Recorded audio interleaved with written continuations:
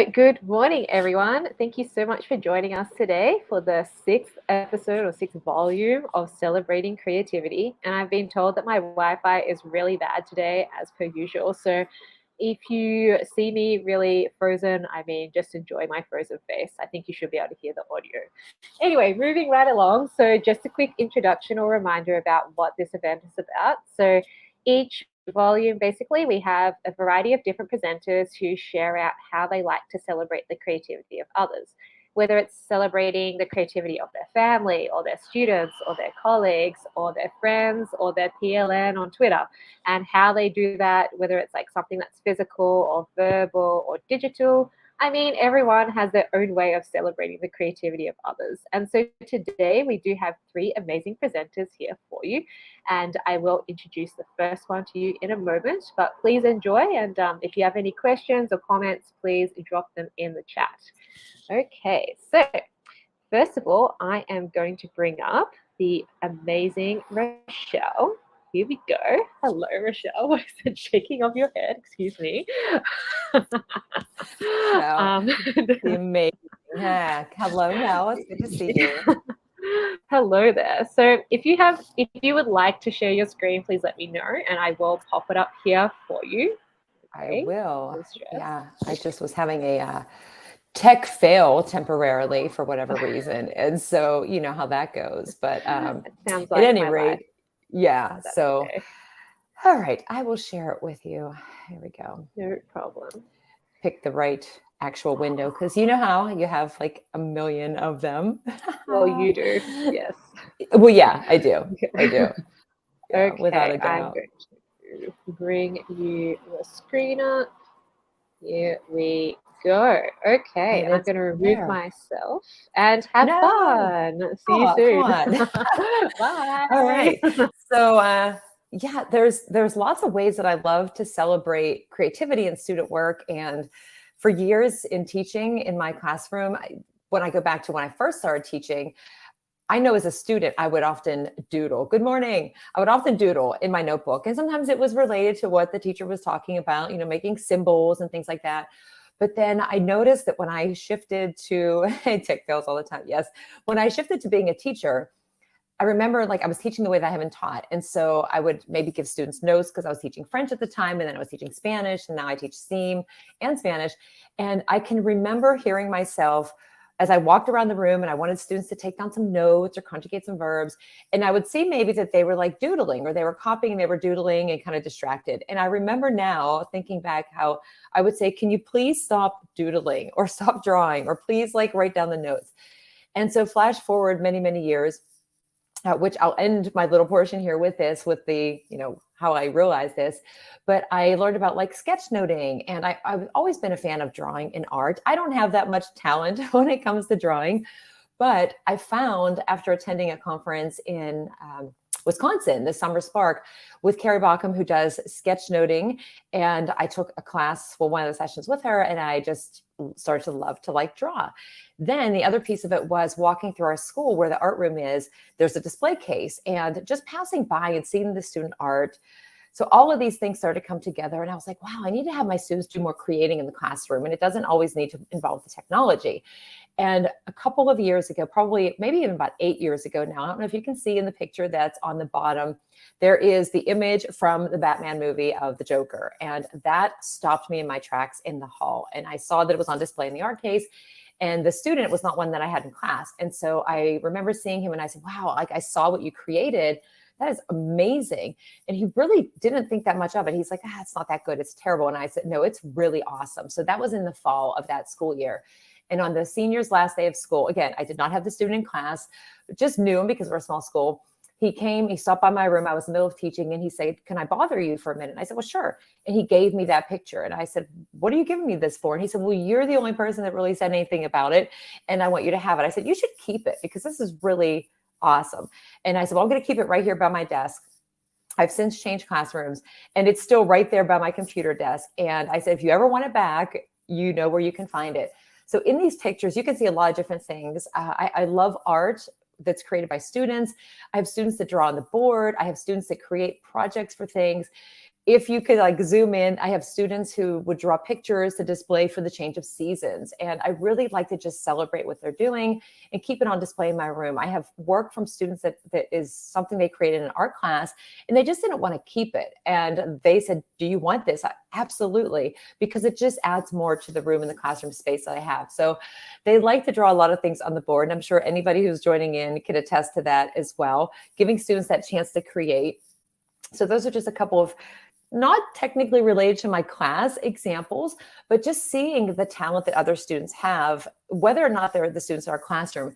Even the other day, I walked downstairs and up on the side, they're learning about colors and colors in the spectrum. And there's all of these student projects posted up on the sides of the walls. And I stop and I take in and I see the names, and I make it a point to see the students and say, hey, I saw what you had created. Like, that's really amazing. Or like, you're so talented. Like, you just don't know what their talents are.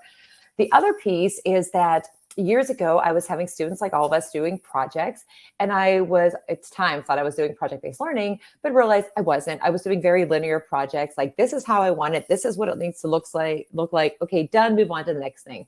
But instead of, I thought I was giving students choices, I decided to open it up to a lot more opportunities for students to explore. Now, did they want to use something with technology? Did they want to draw something? And some students don't want to draw. I was that student. I was like, please do not make me draw. I don't have the talent to actually draw something. I can cut things out. I can use a computer. I can do whatever. But for my students, giving them that opportunity. And then the best thing about it is, and I have in my cabinets so many examples of projects from students that graduated a really long time ago, because I don't want to get rid of them. But they are great examples of student work. Super creative, and it serves to be like a material that we can use again. And when students see that, like, yeah, we're using what they have created, and I can use these as materials in my class for the next year. So while my students in Spanish 2 aren't learning about clothing right now, when my students in Spanish 1 get to that unit, I can use these really authentic, meaningful materials that my other students have created, and then they start conversations. And so I like if you see my whole entire room, you're probably getting a good experience of this now and saying like, wow, there are a lot of things posted in and around the classroom. But it goes beyond the classroom too, because you're putting student work on display and having them create something that's meaningful, that's connected to them, their experiences, that's in their area of interest and with their comfort level too with creating. But also helping them to share that beyond the classroom space so that other people can appreciate it, whether that's with connecting with their families, with other students, doing a cross-curricular, with your grade levels or different subject areas. But one area that I start to do this a lot in is in my STEAM course when we learn about digital citizenship. And that is where I took the dive and started teaching them how to sketchnote, knowing that I am not very good at drawing on my own, but I followed Sylvia Duckworth's video series. And I just took that leap in front of my students. I was like, wow, I don't know how this is going to go. But we tied that into digital citizenship, and the students picked one of the 9 elements. They made their own images. And these are just some of the examples. I have other ones that were actual, like really neat sketch notes that I included in some of my books. But having those in the hall, and other people, the students, the teachers, the families, when they come into our school can walk by and they can see, I have a big bulletin board there on the right side that you can kind of see part of, but just putting that on display. So when people come by, they can see and they can learn about digital citizenship or whatever the topic is and appreciate like what the students have drawn. And I kept that there for many, many years. And until this year, they painted. So those posters are not there yet, but they will soon return. And then just one other example, having students draw things. I gave them a choice. Do you want to create something with augmented virtual reality? And some students were kind of like, I don't know if I can do that. And I said, well, you know what do you want to do? And they wanted to draw. And I said, perfect, because we could take your drawing and then we can use that as a trigger image for an augmented virtual reality app experience. And so I met them where they were. They wanted to draw, super creative. Then we added on that other component with the technology and building those skills and understanding that in my Spanish class. And then now I have this that I kept. Again, I tell them, if you ever want this back, you can come back and get it, but just to have something that they've created. And then finally, what led me into this is that one student in my Spanish 1 class, now 6 years ago, was doodling. And the old teacher me would have said, like, why are you doodling in my class? Like, write down what I'm having you write on the board. But it caught my attention. And it was at the time I was starting to write my first book, in other words. And I said to this student, what if I said to you words like creativity and curiosity, and I gave a couple of other words? Could you come up with some type of a drawing? And at the time, I was just looking for like an image to put inside of the book potentially. But the student came back with the image that's on the left of the cat, which is not a surprise for anybody that knows me because I do like cats. And I was blown away. I couldn't believe the intricacy, the detail to it, how creative it was. And I never thought about using that for the cover of a book, but when I got it, I thought I have to use this. So celebrating creativity for me means a lot of things. That was the first cover. And then I wanted the student to help me design the second cover, which was the unconventional. And I took the image and I cut it up into pieces, and then I made a tree out of it. So if you look at the unconventional and you kind of rotate, you can see kind of the mouth and the nose of the cat in the center. And then when this student was a senior, they collaborated with Julie Woodard, if anybody knows Julie, who is amazing at all types of designs. And together they created the cover of the other book, True Story. So all of the kids that you see on that cover were created by the same student that did that drawing for the cover of my first book. And had I not opened my eyes to seeing the students and recognizing some talents and pulling back from the, why are you doodling? There was such a connection that was made from that. And so I choose to celebrate it in a variety of ways, whether it's, just as a fun example, my students made a happy birthday card for my dad yesterday, written in Spanish, and it's posted up in the room. And anytime they want to draw something or write on the board or create something with hands and be very creative like that, I welcome that, when in the past I would have kind of veered away from that a little bit. So at any rate, those are the ways that I celebrate some creativity in my classroom. And for ideas for anybody who's looking for something, giving options. Just how do students want to create? Do they want to draw something? Do they have their own materials at home? And being open to that. So Mel, I thank you for the opportunity to share some of those ideas. And I am going to stop my sharing. And that's it. So much. Thank you so much for sharing. Okay. And I really like your perspective of really encouraging the creativity. Because like, as you said, like originally you were saying that you're telling kids off for drawing, right, in class. And then what happened? I mean, like, it's really cool. Thank you so much for sharing that. Absolutely. It's really cool, like, how you maintain that connection with the student. And I mean, for your future books, your book covers, that is amazing. Yeah. Makes me happy. It makes me really happy to see that. And for them too, just to see how valued their work is. So. Yes. Well, thank you so much for Rochelle, and we will see you again very soon. Thank you. Okay, right. So next we have the amazing Rita from Mexico. I'm going to bring her up and her amazing screen. Let me find it. Here we go. Welcome, Rita. Thank you so much for joining today. Thank you. Thank you for inviting. Well, okay. Well, here we have, how do I celebrate creativity with my students? I will talk a little bit about me so you could understand what I do and how I work it. Okay. Albert Einstein says creativity is intelligence having fun. So I think all of us like to have fun. So all of us are creative in some way or another. I have a PhD in educational science, and this is a picture of me being creative. And I will tell you a little bit more about why I was dressed like this, because I think that when us teachers are creative, we also inspire our students to be creative, or they already are. So what they do is let themselves go with creativity. I live in Mexico, and my natal state is Jalisco, but I work in different states of the Republic. So one of the states that I work in is in the state of Mexico, the other one is Michoacán, and the other one is Hidalgo, which is the one that I'm going to talk about mainly in my presentation.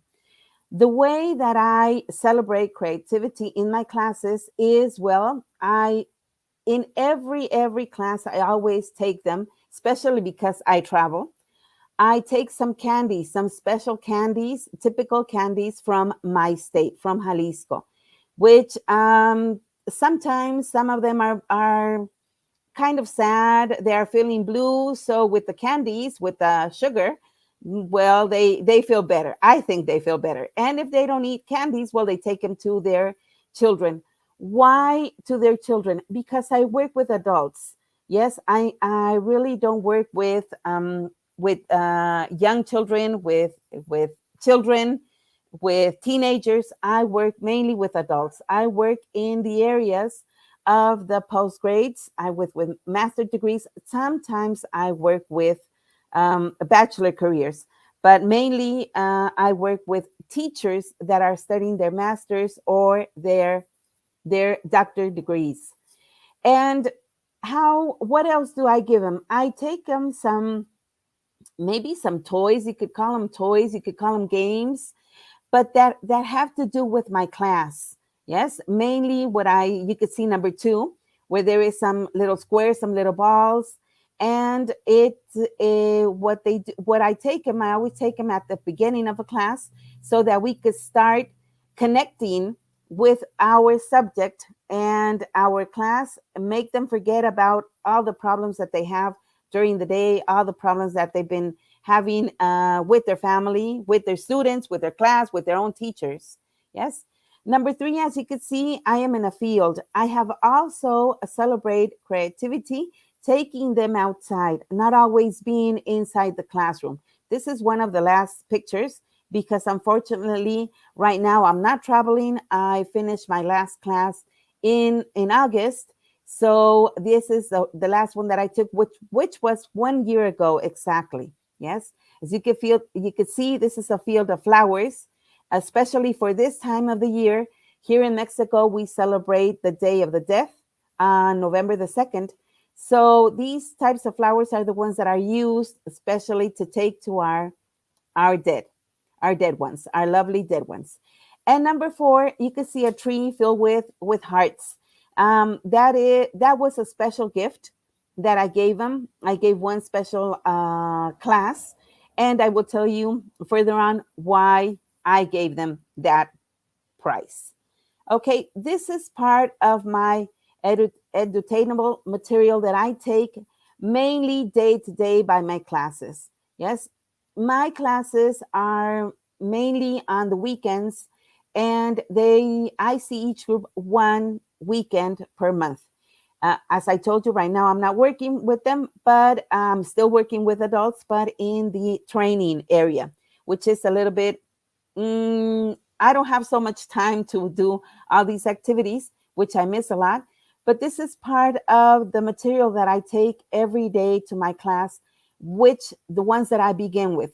And how do I celebrate their creation using this material is by giving away the material. It's for them to keep. So you could see they make their own boxes, and they don't just make the boxes. The box has an activity to follow it. And you could see one of the pictures where the box is opened and it's filled with a little sheets of papers that I have beforehand, where when the group is known between them, I ask them to write something personal, something nice about them.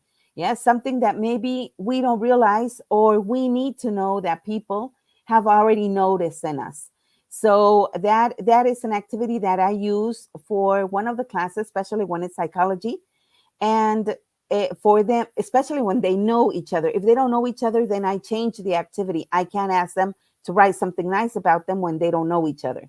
So this is when the group, it has been several months or has been a year already with them. I use this activity, but it's material that they can keep. Okay, this is my last group. And this is the group from Hidalgo. This is the group that finished in this year on July, and they had their graduation on August. And this group was formed. At the beginning, there were more students, but at the end, they only finished 5 students, two girls and 3 boys. They studied their doctorate in education, and they are teachers, and there is also a vice principal from a high school. And they were with me not only from the 219 to 222. They were before, because they were also my students in the masters. So with them, how was the way that I celebrate during this time? We could see here, even if you could see them, they're all grown up. Most of them are married. Only one of them is not married, but the four of them are married. They have children. They have children in high school. Some have children in high school. Some have children in elementary school. But you could see that I always take material where they could really express themselves using their creativity. So here we had clay, or we had Play-Doh, and they were following some specific instructions. So they had to maybe with the clay they had to make an A, yes, and they had to make a chain. So you could see they have different types of chains. Those things that look like worms, they are their chain. Some did a change very different. They started united each one, joining each of the change parts. They had to make a triangle, but not a simple triangle. They had to make a cube. So you could see different colors because they had different colors of clays. They had different. They also did it in different sizes. So I always try to make them be creative with everything that we do. I'm not the type of teacher that tells them we have to take this type of material, we have to do our class with this type of platform. Only if we're checking the platform, then we use the app. But if it could be open, yes, sometimes it's a summary, it's a resume, it's a report, yes, so they could also use their creativity. And I always tell them not to bring the boring one, yes, to be more creative. And I mean, to use everything they could have, to use their somebody that I know here in Mexico, which is from the Makers Movement. She says that all this that we mainly throw away, which is our trash, she says that it's a high potential trash, and that we could use it for all these ideas, for all these activities that we have in class.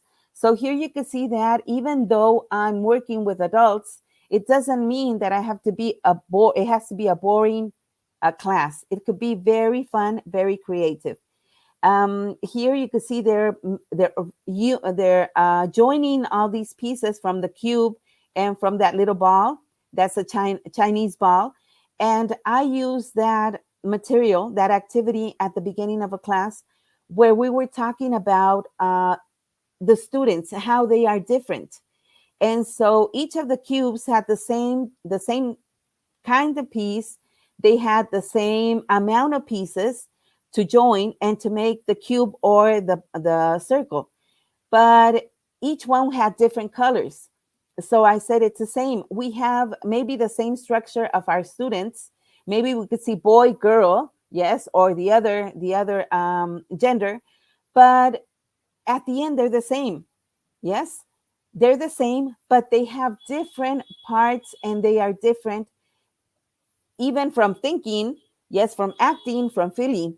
So joining these pieces to the same figure, but with different colors, made them reflect on how different each of our students are and how we have to approach different to each of them. And we have to be really, really alert and to see what each of our students need. And on the other picture, we could see, I wanted to share this picture because this teacher, Danny, he teaches elementary school, from elementary school all the way to university, 2 different sections of school of students and 2 different sections of grades. And it was really incredible that in one of my classes, he presented a picture, a drawing, incredible.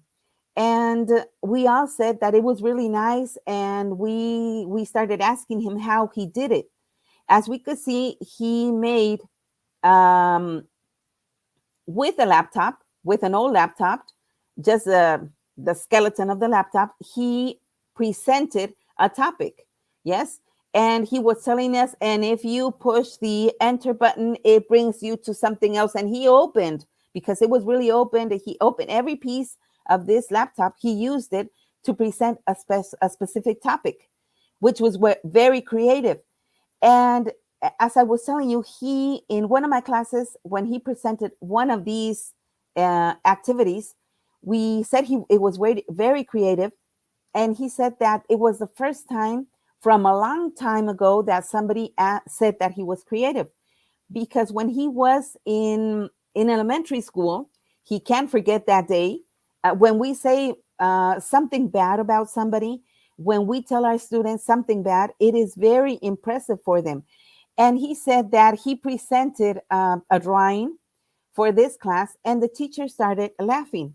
And she said that why couldn't he be creative? He had no creativity, which was something that every time he presented something, he was really shy to present it, because he always remembered what this teacher told him.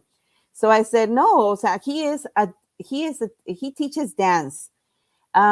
He teaches, I think, computer science from, elementary school all the way to university, which I say, why do you think you're not creative when you're doing all this? Just dancing is very creative.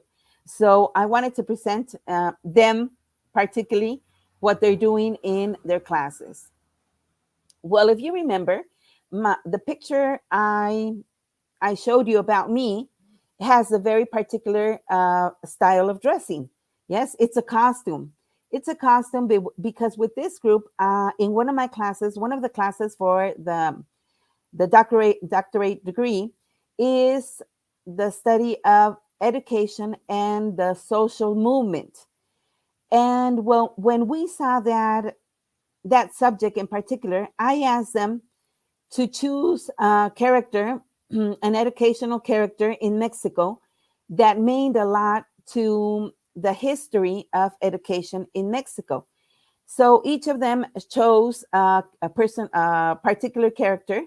And what we did was, with the subject and their character, they had to role play a seminar, a very short seminar. It was more like a conference between them about the changes that we've been having and the good and the bad about education in Mexico. But they did it as their character. I mean, this was such a great experience. They were so happy. They were really active. They were a very active class anyway. But with this particular activity, they were much more active. Since it was during this particularly time of the year, how I celebrated their creativity was really taking them. We went on a field trip to the flower fields, and we took some pictures. They took pictures all around. These are just two of the pictures that we took, was one standing up, one sitting down, so we could see all the flowers that were there and that are right now in Hidalgo, in the state of Hidalgo. Okay, so here I have a tree. They took a class, which is collaborative seminar with me. And my whole class was based on the challenge-based learning, the methodology. And the first challenge was to, as a group, they had to decide on a picture, an animal, something that identified them as a group. So this activity we did them when we were online, when we didn't have face-to-face classes, and they decided on this tree. They found this tree, which is a puzzle, and they decided to be the team, which was collaborative teachers. That was the name of them, and they said that all of them are one, and each part of the puzzle had a different name. So it was inspiration, light, active, and they decided to make a quote for them, which says, "Juntos educamos con corazón, futuro triunfador," which means together we educate with our heart, and which means which is a future triumphant. So this was in the middle of their teaching, their studies, and I decided on the last day on their graduation to, well, I found this puzzle, this wooden puzzle, in one store here in Jalisco. And as soon as I saw it, I knew I had to buy it, and I knew I had to give it to them when they finish their career, when they finish their post grade. And that's what I did. I bought each one of the students a puzzle, which is a wooden tree, and the pieces are hearts. Yes, because remember that their quote was that educating with the heart. So I think this was the greatest. It symbolized really what they were, and it symbolized one of their activities during all this teaching, this studying their post grades. And what I did was I copied and I printed their own picture, their own activity, and I pasted it in their box, which I gave them for their graduation day. And you could see in the last picture, on the third picture, where there is also some little puzzles. This was for another class. And there are animals, there are wooden also, and there are animals that you could join the pieces, and it symbolized exactly what they did during their whole studying, their whole post grades, which meant how they joined all these pieces to become one. These are some of the puzzles that I still have that were extra, because I also give the teachers that are with us in the graduation day. And I also make them a little note, which with the date and with something about their class and a quote, which relates to what they really studied. And I choose those little puzzles according to their personality, something that has to do with them. Sometimes it has to do with, if they have a one only child, with whether I know one of my students, her son loves dinosaurs. So I chose a dinosaur, especially not for her, but especially for her son, Chris, that I know that loves dinosaurs, because all my groups have become part of my family, and I have become part of their family. When we were online, when we had these classes, well, I knew that their family were also listening to us. Their family were also learning with us. They were also sometimes doing these activities with us. So that made me really happy. And this is the way I celebrate their creativity. And this is our last day of class. As you can see, my name is posted at the back, because here in Mexico, when class finishes, when they graduate, they mainly look for a godmother or they may godparent to be part of their graduation, which for me is a great responsibility. In these 5 years that I've been working in these states, I have 10 classes, which I've been a godmother, a very happy godmother that likes to celebrate creativity. Well, I will finish with these two quotes. You can't use up creativity. The more you use, the more you have. Maya Angelou.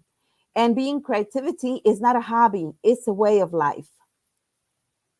Thank you very much. I hope you enjoyed it.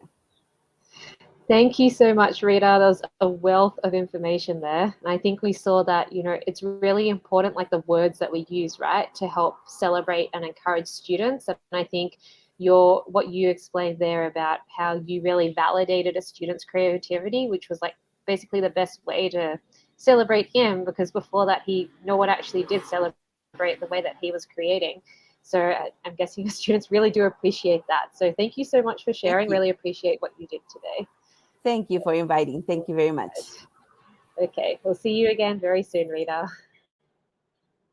Okay, so next we have someone with the same name as me, Melissa, who of course is going to be the best presentation. Yeah, no jokes. Well, maybe, but we'll see. Okay, so I'm going to bring her up. Hello, Melissa. And you are muted right now.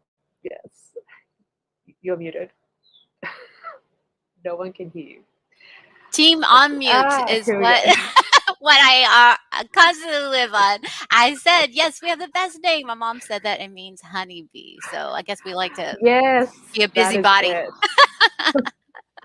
Okay, well, thank you for joining us today. I'm going to bring your screen up and have fun. We'll see you Okay, soon. perfect. Okay, thank you very much. Hi, everybody. My name is Melissa Summerford. I am a professional learning guide, and so that's what I do now. But I was a former teacher. I taught advanced academics and third grade and second grade.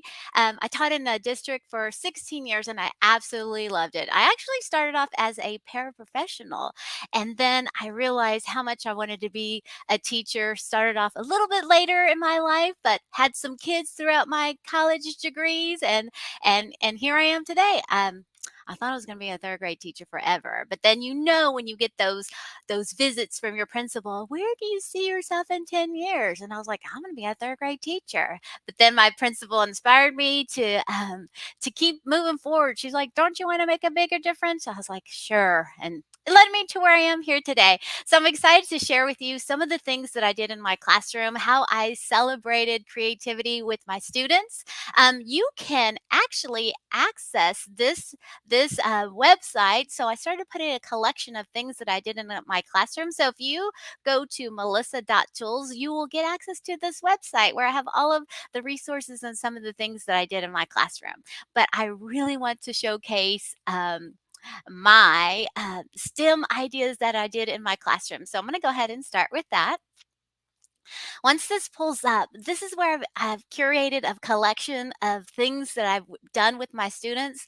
When I think about celebrating creativity, I think about my lessons and how I design them.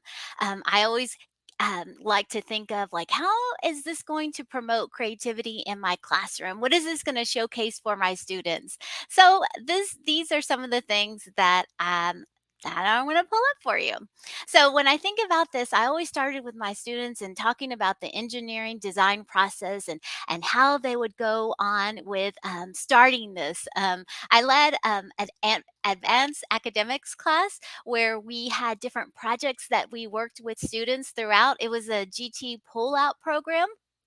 And so these are some of the lessons that we did with those students. Okay, so all right. So my favorite project, well, one of them, I'm gonna say they're all my favorite because I absolutely love seeing what students were able to produce. So let's talk about the cardboard challenge. Oh my goodness, this was you're like, I didn't know how this was gonna go because my room was a total mess. And so I really had to like, okay, it's okay, Melissa. It's okay that we have cardboard all over this classroom. I really had to let that go because seeing the excitement that the students brought into the classroom was really what drove my motivation to keep going. So if you look through this one, what we did is students had to come up with a game and they had to make it all of out of cardboard. So we collected lots of cardboard at the beginning of the year, like all the school supply boxes. Everybody dumped it in my room. Yes, it was a big pile of cardboard. But the students, the things that they produce from it, we started off with a plan. They had to design a game on paper and then they had to put their ideas forth. Like, how is this game going to play? Like, what are your rules when you play? And at the end of this experience, students got to showcase their games in a carnival in the library, and the whole school received tickets. Like they earned tickets as they came in from teachers. So the more tickets they had, the more games they could play. I'm telling you, y'all, it was such a great experience. So we look at this students. Let's see if this is going to play because the internet sometimes. And if it doesn't, you have access to this. But just hearing my students talk through this, like how they got so excited when they were creating. I don't know if you can hear this, but you can see it. Look at that. Look at that. Oh my goodness. This was a group of boys that worked together to design a game. Like they had some materials. They had tape. They had, well, the glue gun. We got parent permission. It worked out fine because these were elementary students, but they were so excited about each of their projects they completed. Another project that I want to talk about is digital storytelling. My principal approached me. She's like, Melissa, we need to get these students excited about writing. I was like, writing? Oh no, I was a math and science teacher. Hey, but it worked out. I did some investigating. I was like, okay, how am I going to get these students excited about writing? Okay, and this is what I did. I started thinking about podcasts and how I listen to podcasts to help me learn, material. So, okay, I'm going to tie in podcasts, is what I thought. And then I thought, okay, I hook them by using an online podcast called 6 Minutes. Oh my goodness. If you haven't heard of 6 Minutes, just Google 6 Minutes podcast for kids. It's this like mystery story, but it leaves a cliffhanger. And I was like, this is perfect. We're going to talk about genres, and I'm going to use this to hook my students. And they were hooked. So I introduced it by listening to the podcast. We learned about different genres. Like, I became a English writing teacher. I was like, I'm kind of excited about this.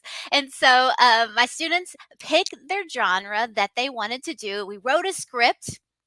We had a script written out. We talked about the writing process, first draft, second draft. We did all the edits, peer edits. It was really neat experience, and they were so excited about writing. Let's see if this pulls up. But I have a picture, like my students. I mean, their pencils were smoking. They were smoking.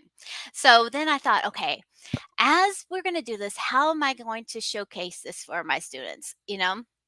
I thought about, okay, so maybe we can read these in front of the class. And as I started investigating, I thought, why not use WeVideo?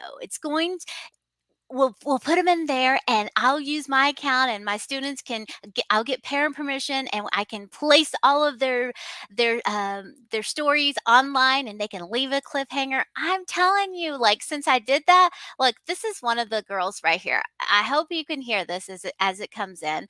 But listen to this. One cold winter day in Chambersburg, there is a mysterious house with 212 rooms, 94 stairways, 12 kitchens, 34 chimneys, and 26 bathrooms. There was a girl named Ruby. So I don't know if you can hear that or not, but like what she did was amazing. Like she changed her voice. She made it sound all creepy because it was a mysterious house in Chambersburg. Like she wanted to write a mystery story. She wrote it. She left a cliffhanger, and they were so excited, I'm telling you, to write their next story to complete that, because everybody was asking, like, what's gonna happen next? We need to know. And then also, like, as they started creating these, like, they were doing this at home. They were coming in, they were doing this at home. I had one group of boys, they started passing around. They're like, Miss Summerford, can you get us the link? We want to pass this around because we had so many viewers, and look how many viewers we had. It was so cute. Like, they made these little flyers. The mom's like, what is going on? My son is so excited about writing, and he wants me to print out this QR code, and we made flyers, and he's passing around school. And he did. He did. He even posted them in the hallway so kids could scan it. It was so cute. But you could check out the complete list here. And this will take you to YouTube, where you'll see all the students and all of their stories, and then you'll hear like their cliffhanger at the end. It was so impressive to see. The next one I want to talk about. This is what we did in third grade. One of my teachers on my team, her name is Lauren Frenzel. She did this in her third grade classroom, and she brought it to my school. When she brought it, we kind of revamped it and remade it to make it our own. But oh my gosh, you know how you want to teach students about financial literacy, but you don't want to wait just to the end of the year? Well, that was my thing. Like, okay, so why did we wait to the middle of the end of the year to teach us? Like, eventually this turned into a full year, but I'm going to show you how this started. So our goal was to teach financial literacy. We wanted our students to apply mathematical process standards to manage one's financial resource. Like, who doesn't need that? I mean, my own kids need that. My son, who's 17, who needs money for gas all the time. But anyway, so what we did is once the students they created a business, and within the business they had like a CEO, CFO. This takes you through the whole process. So if you click on this, we talked about labor and income, what we use with the videos we use to talk. They had to learn how to manage their money and learn that they made money when they came to school. So I'm telling you, these kids were not absent, because if someone was absent during this time, they wouldn't earn money for that day, which went towards their business. And of course, unless they were sick and throwing up. But I'm telling you, that didn't happen. So we had chief executive officer, financial officer, vice president.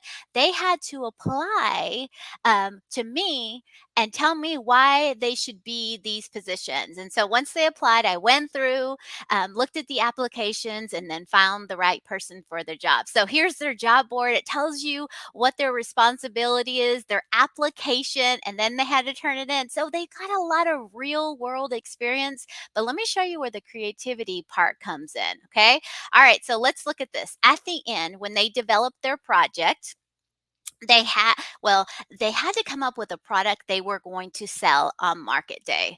I mean, this was like amazing. I remember getting goosebumps every time they were going through it. So they started off by they're analyzing their different jobs through their company.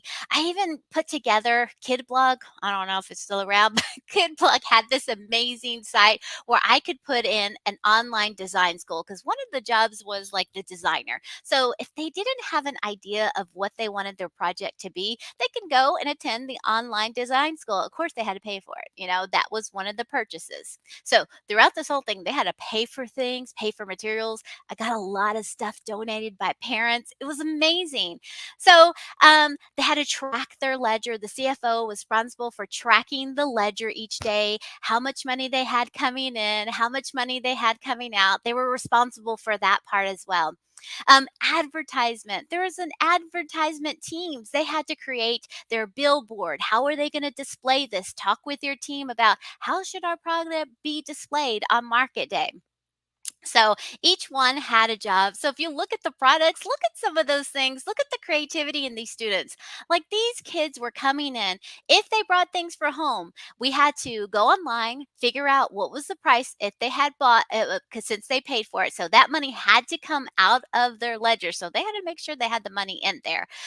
So it was amazing. Look, some of these things, I had popsicle sticks, I had rubber bands. So some of the students used the things that were already in the class, and others paid and brought some of that stuff in. But market day, oh my goodness. Okay. So like the cardboard experience, the students too at this particular school, we gave out tickets, our fake bills to the whole. I think it was like K through second. We gave out like money, and we gave them to the teachers and said, here, you can use this as a reward system. When you see students that are doing outstanding behavior, give these out, because on market day they'll be able to use them to purchase products. So it worked. It was like a win-win situation. And we wanted K through second to come, because in third grade, this is when they would be experiencing market day. All right, so market day was a success. It was like popping, hopping. The kids were wheeling and dealing. Like, I could see my kids. They would go through and like what would you haggle? Is that what you call it when you're like, I'll give you $2 instead of a dollar. Or, I mean, I'll give you $1 instead of a dollar. So they really were like bargaining with each one. So it was neat to see them doing that. And then at the end, we did have a reflection, like, what could they have improved? What could they have done better? So I had them, and look at this. This was Frankie. And I'm telling you, Frankie, seeing these reflections really made it stick. Like, oh my goodness, like, these kids absorbed the whole process of financial literacy. It wasn't just coming in and playing and making things. It was really having to think through and what a particular business would look like. I remember seeing Frankie's. I was like, oh my goodness. Like, Frankie, I could barely get him to sit still. But when it came time to writing his reflection, he had a lot to say. And it was really awesome to see. So these are just from different students. Let's see. Let me see. The CFO kept track of how much money they get to use and spend. So it was really neat reading their reflections at the end. But so those are just some of the things. I told you I like to bring out creativity when I am creating lessons. I still do that with teachers today. I love creating sessions and material that I can train other teachers so that way they too can bring out creativity in their classroom. You'll If you haven't checked out the Chromebook App Hub, I mean, if you're looking for ideas on how you can bring out creativity in your classroom, check out the Chromebook App Hub because it has a lot of great ideas and how teachers are utilizing some of those different Chromebook apps in their classroom. So, and if you're looking to get connected, because creativity can come from so many ways, you can have teachers connecting on a global basics, like across the globe. My class connected with a class from India, so it was really neat. But Classroom Bridges really helps make that connection happen. You can go on there, search your area you're looking for. That will provide like an email where you can make contact. You just have to start saying yes and start putting yourself out there to really make those connections for your students. So that is about me, and I can't wait for you to celebrate creativity in your classroom as well. So thank you for listening to my podcast channel, like my kids would say. That was amazing. Thank you so much, Melissa. You just bring all the energy and enthusiasm right here. So much stuff like on your website, like all the kids will be very excited to see all the things. Like you mentioned, all the views on the YouTube and They that, and they're loved just getting it. very, very excited. Well, thank you very much. And I am going to bring up the other presenters to just say a couple of words. But okay, so there's Rita and Rochelle. I know you have to disappear in like 1 minute. So I just wanted to say a huge thank you to the three of you for being able to share out today. I do appreciate, taking your time and sharing out how you like to celebrate others. And yeah, if you do want to say something like a final word or whatever to the audience to hear something, please go ahead. And you can decide who goes first. Maybe Rochelle? I don't know. All right. I always do the wait. I'm like, okay, if nobody speaks, then I'll just dive right in there.